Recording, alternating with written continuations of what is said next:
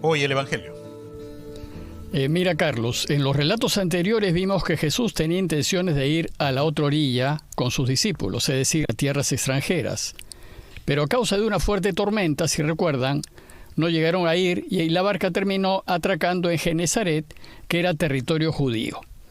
Y entonces en Genesaret Jesús aprovechó para curar a los enfermos que le llevaron, y luego se puso a discutir con algunos fariseos que habían venido de Jerusalén acerca si uno debe purificarse antes de comer o no. Bueno, pues Mateo nos dice que terminadas esas discusiones, Jesús se marchó y se retiró al país de Sidón, de Tiro y Sidón, es decir, finalmente llegó a tierras extranjeras, pues Tiro y Sidón eran dos pueblos importantes que quedaban al norte de Israel, hacia el lado del mar Mediterráneo. Deseo recordarles que esta región fue uno de los primeros lugares en donde la iglesia se expandió más allá de los límites de Israel. De forma que cuando Mateo escribió su obra, esta era tierra de misión. Por eso no es de extrañar que una mujer cananea lo haya reconocido y le haya pedido ayuda, diciéndole: «Ten compasión de mí, Señor, hijo de David. Mi hija tiene un demonio muy malo, es decir, está muy enferma». Bueno, pues el problema surge a partir de la respuesta de Jesús.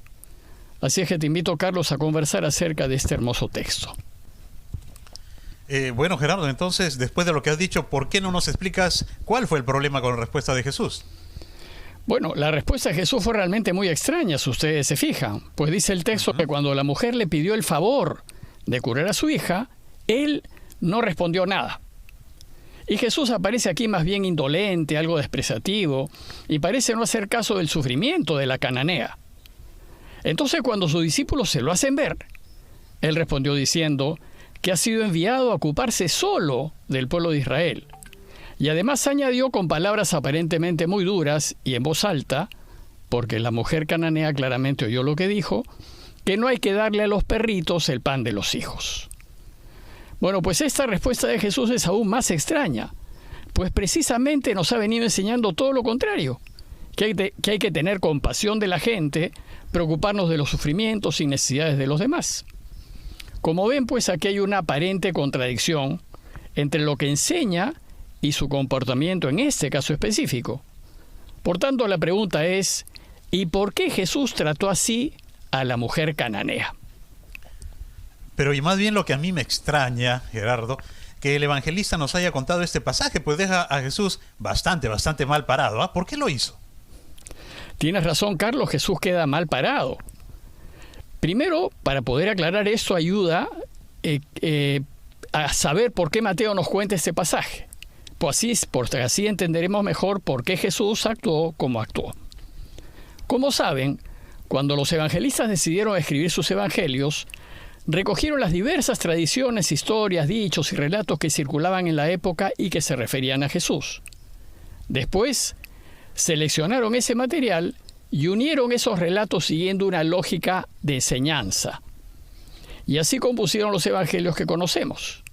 Siempre tenemos que recordar que los evangelios han sido escritos para enseñarnos acerca de Jesús y su camino, no para contarnos su vida. Bueno, pues lo más probable es que Mateo haya tomado esta historia del evangelista Marcos, porque Marcos, que es más antiguo, también cuenta la historia de la cananea. Y entonces, volviendo a tu pregunta, si Jesús quedó mal parado en esta historia, ¿por qué Mateo la incluyó en su evangelio? Al parecer, tanto el evangelista como los cristianos de la época no vieron ninguna inconsecuencia en el relato, y tampoco vieron que dejaba mal parado a Jesús. Más bien, vieron en el relato una enseñanza positiva y un modelo a seguir por parte de la iglesia. Entonces mi pregunta es, ¿y cuál es esa buena enseñanza en este pasaje que más bien parece de decir lo que el mismo Jesús enseña? Carlos, para responder a tu pregunta hay que recordar algo de la historia y de la situación de la iglesia cuando Mateo escribió su evangelio. Porque lo que vivió la iglesia en esos tiempos es lo que nos ayudará a entender este relato. Recordemos que Mateo escribió su obra unos 60 años después de la muerte de Jesús, con el fin de ayudar a la iglesia de su tiempo a mejor seguir al Señor. Y el público de su obra fueron cristianos venidos del judaísmo. O sea, Mateo le escribe a cristianos venidos del judaísmo. ¿Y qué fue lo que pasó en la última década del primer siglo? Como saben, Jesús y los apóstoles y todos los primeros cristianos fueron judíos. Y los judíos fueron, y son, muy nacionalistas y particularmente celosos de su religión. Ellos estaban convencidos de que Dios los había escogido a ellos, y solo a ellos, como el pueblo de su elección. Y estaban convencidos de que enviaría a su Mesías para rescatarlos. Entonces, cuando los judíos seguidores de Jesús se dieron cuenta de que Jesús es el Mesías que su religión esperaba, comenzaron a anunciar esta buena noticia a todo el pueblo de Israel. Algunos judíos se hicieron cristianos, pero la mayoría no solo no recibió el anuncio cristiano, sino que reaccionó en contra, y más bien se puso a perseguir a aquellos judíos que se hicieron cristianos. Ya antes, unos 15 años después de la muerte de Jesús, San Pablo experimentó el rechazo de los judíos, y entonces tomó la decisión de anunciar la buena noticia a los no judíos. Bueno, pues estos no judíos van a recibir el anuncio cristiano con mucho entusiasmo y masivamente pedirán entrar en la iglesia. Gerardo, te pido por favor que nos tomemos unos segundos, vamos a una pausa y luego retomamos este diálogo. Volvemos con Domingo es Fiesta.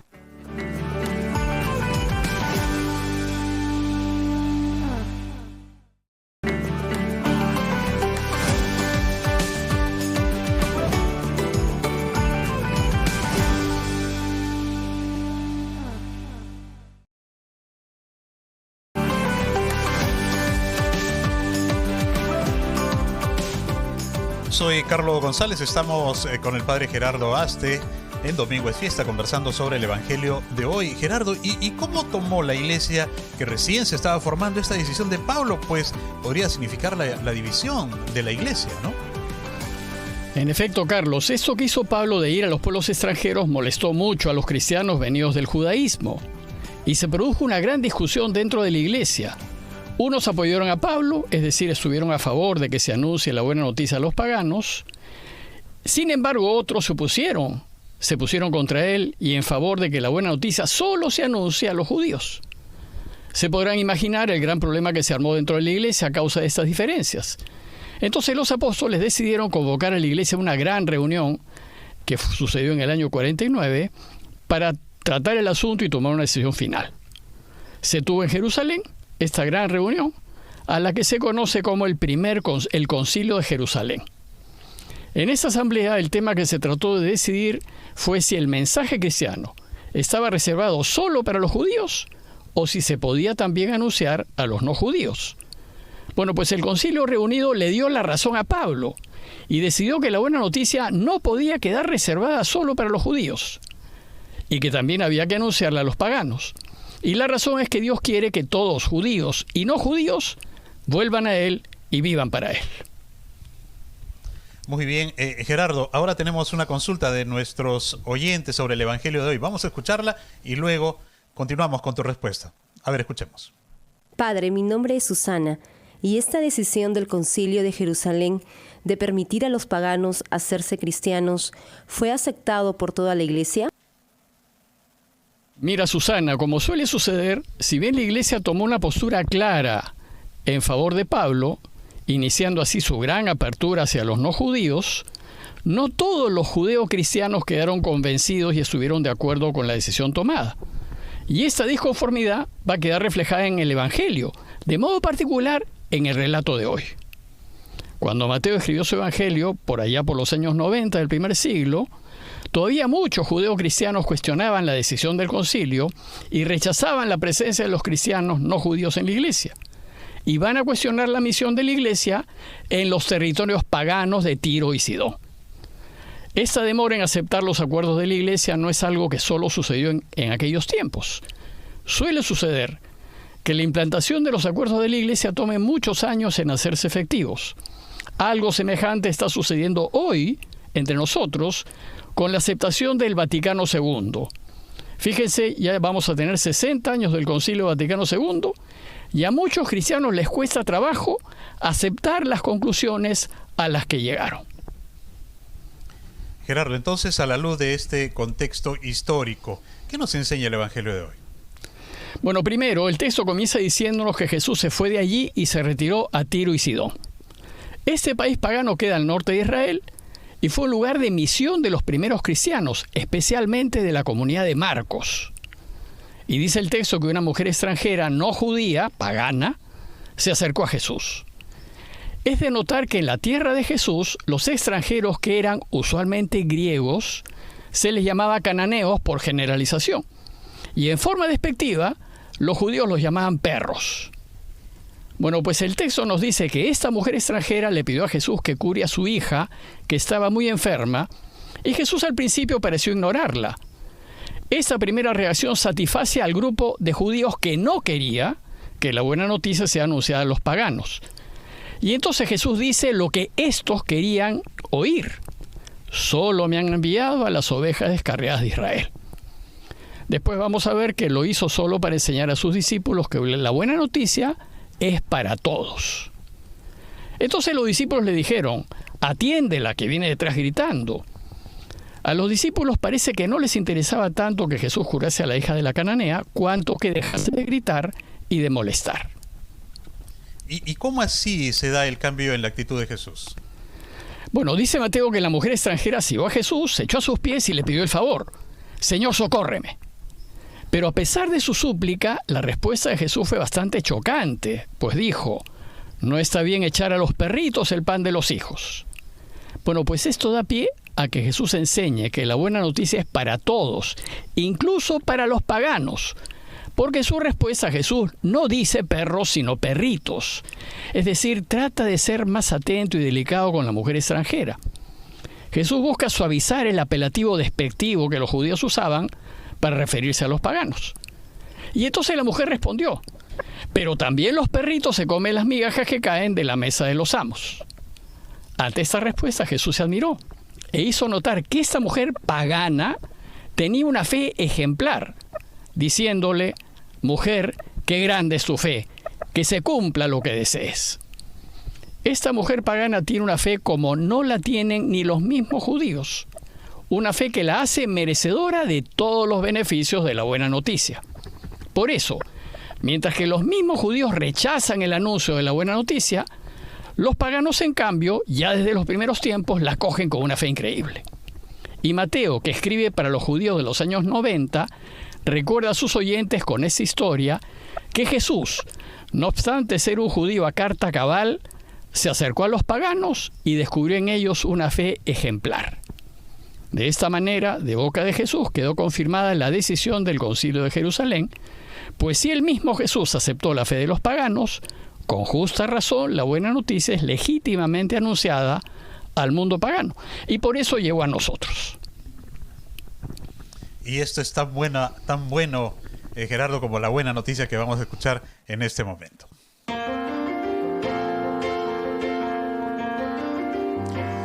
El 22 de agosto la iglesia celebra a Santa María Reina y el 24 recuerda a San Bartolomé Apóstol. Gerardo, ¿qué nos puedes decir de estas dos buenas noticias? En efecto, Carlos, el 22 la iglesia celebra a Santa María Reina.